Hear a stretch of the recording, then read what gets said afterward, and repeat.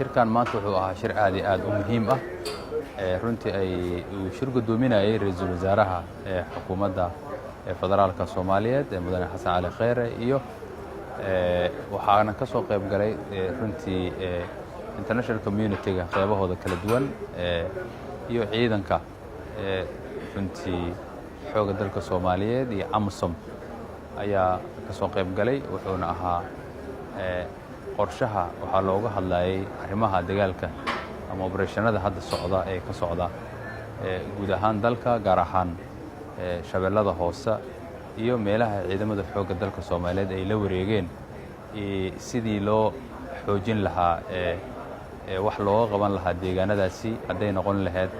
arrimaha bulshada iyo hadday noqon lahayd amnigooda iyo hadday noqon lahayd sidii loo kordhin lahaa in meelo kale la sii tago runtii kulan wuxuu ahaa aad iyo aad u qiimo badan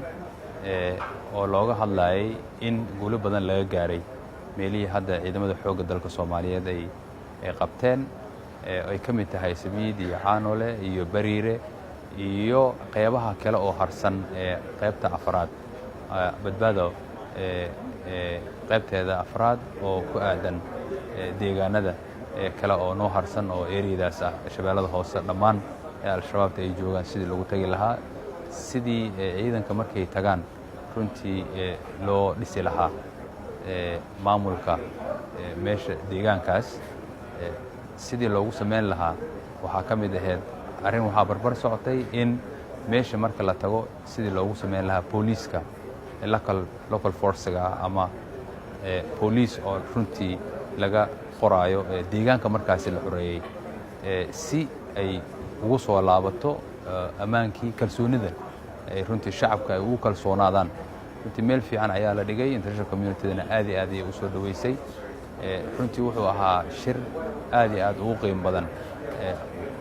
shaqooyinka iyo qorshaha hadda xukuumadda ay wado ka dhanka ah sidii loogu